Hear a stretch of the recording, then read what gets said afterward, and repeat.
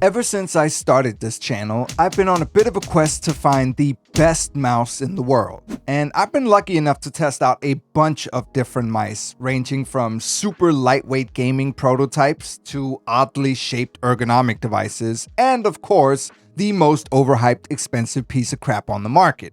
I even went so far as to switch out my regular mouse with a trackball, and while I did end up going back to a more typical form factor, there were a few things I did end up liking a lot about it. If only you could somehow combine the functionality of a trackball with a more normal design.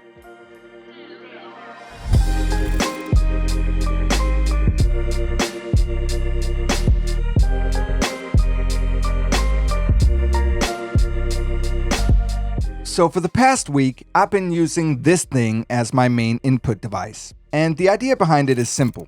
Take the trackball aspect of a trackball, which uses a ball you move with your fingers to control the cursor, but replace the 1960s retro futuristic Star Trek looking design for that of a more traditional mouse, and you get this, which looks like something from an early 2000s sci-fi movie instead. But hey, at least we're making progress.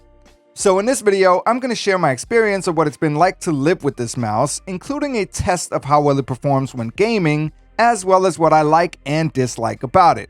Speaking of likes, if you leave one on this video, then the like fairy will come to your house and leave a coin under your pillow. That sounds a little creepy now that I say it out loud. Anyway, as always, there are timestamps in the description if you want to skip ahead. But first, let me tell you about this trackball mouse hybrid that I'm using. This is the Ergo M575S from Logitech, and the best way I can describe it is it's sort of like someone took a regular mouse, then started to melt it down, jammed a ball into the side of it, and called it a day, which, I mean, that's a choice. Anyway, it comes in either off-white or graphite, which is the one I have, both of which include blue ball. Just the one, like Hitler, I guess. It connects either via Bluetooth or by using the included USB-A dongle, which is hidden in this little compartment underneath the mouse, which also stores the AA battery. So no recharging here, but at least the battery was included in the box. The mouse itself has a standard left click, a right click, a scroll wheel which can also be clicked, 2 additional buttons on the side of the left click, an on-off toggle underneath, as well as a button to switch between connectivity modes. And then there's the aforementioned blue ball itself, which can easily be removed using the little access hole on the underside in case you want to clean out the sensors.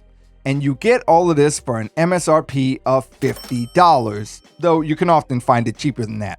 One thing to note here is that this is the S version, meaning these buttons are extremely silent.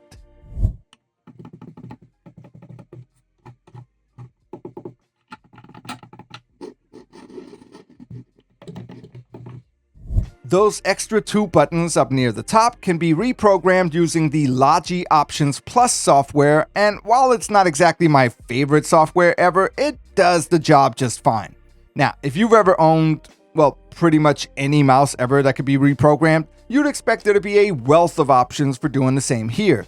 After all, it's an ergonomic, productivity-focused mouse, so there must be some options for customizing more than just those 2 extra buttons, right? And of course there is. You can also reprogram the middle button. Not the scroll wheel itself, not even a tilt function in there. Nope, just the press of the scroll wheel. But okay then, this is a fairly cheap product, and the main purpose of it isn't to wow you with extra functionality, but rather to deliver an experience that minimizes movement and maximizes comfort. So how well does it actually do that? Well, I'm going to tell you exactly what I like and don't like about this form factor, but first I do want to answer one more question. Can you use this for gaming? So in order to test out just how good, or not good, a trackball mouse hybrid is for gaming, I'll be doing my own version of a scientific survey. Last year, when testing out a normal trackball, I played 5 rounds of Counter-Strike 2 with a regular mouse, then with a trackball, and compared the results. And the trackball wasn't exactly great, but it actually did slightly better than I thought it would. So today, I'm going to do another 5 rounds with this thing, and we'll see how it compares. Okay, let's see. I'm going to do terrorist, and oh God, the sensitivity. No, what's happening? Oh no. Oh no. I mean, I got 3, but my sensitivity is really bad right now. I don't know if you can tell, but just my movement is extremely erratic. So there's someone here. Oh. I mean, I can kind of get away with just walking to aim. Like, I use WASD to aim more than I'm using the mouse. I mean, so far so good. I got all 5, as expected. No! Oh, that was bad. And I died. This is the first time in any one of these tests that I've actually died to one of these bots. Just for a frame of reference, these bots are terrible. They are not good at all. And anyone who's ever played any FPS once in their life should not have an issue with them. And that is also the first time I've lost a round in this game when doing one of these tests with the bots. Oh no, oh no, oh no! Oh no. Twice. I didn't even get anyone this round. 6-2 with 1 assist. This is bad. And at least we won that round, but no thanks to me. I mean, I got this guy, so that's something. So it's very choppy right now. I don't know why. I don't know if that's the mouse. Hey, they're taking a hostage? I don't know if it's the response time of the mouse, but it... Hey.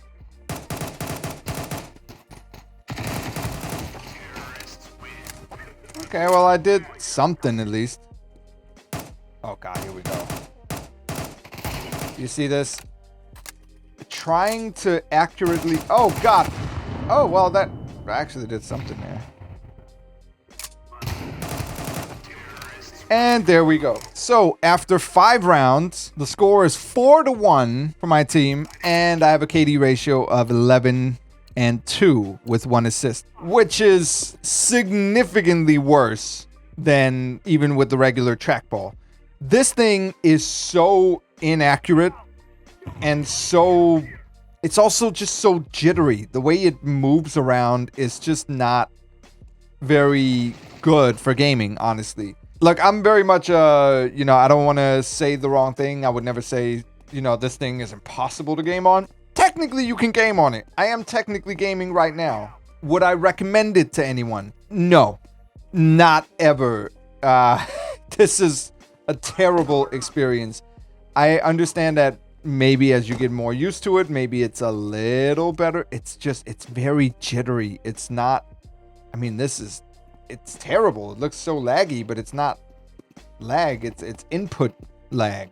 In conclusion, this thing is not only bad to game on, which I was kind of expecting, it is way worse than I would have thought. All right, now back to the regular video.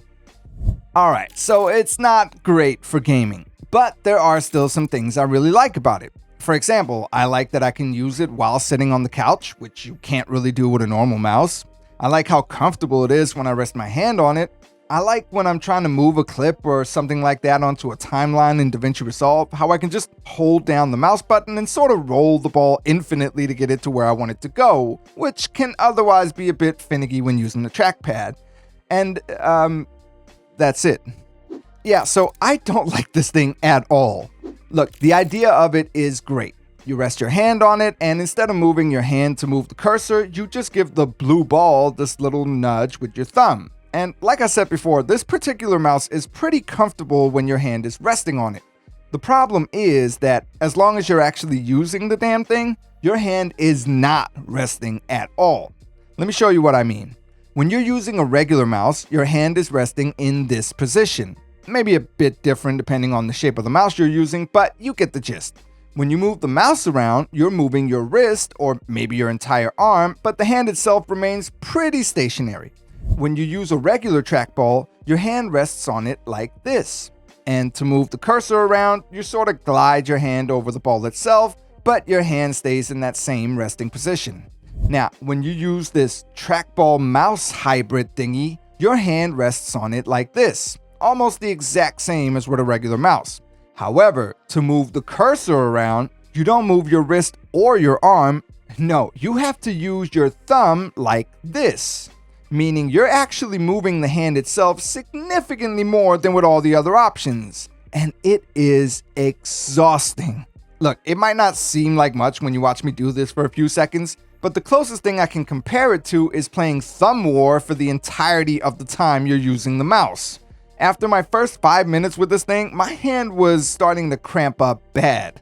Now, initially, I do admit I might have been using it wrong. I was resting my hand further down, so half of it was on the desk, but then every time I wanted to use the extra 2 buttons, I had to awkwardly reach up like this. So, fair enough, that was my bad, but even afterwards, it still hurt.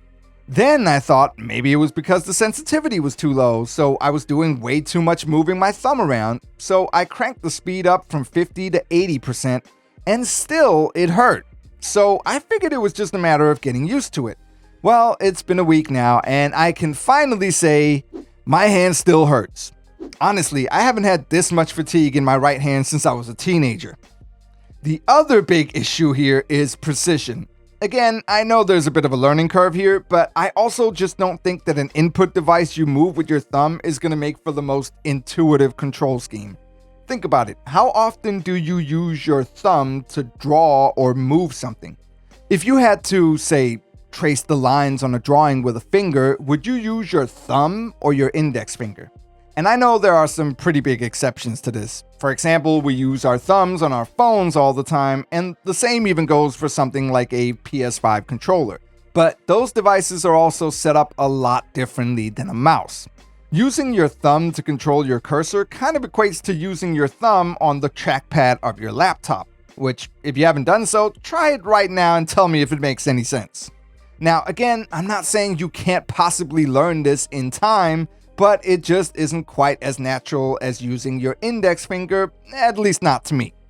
Look, I'm sure there are people out there who genuinely love this form factor. And who knows, maybe after a month or even a year, I'd get used to it too, and it would improve my overall comfort level by a bit.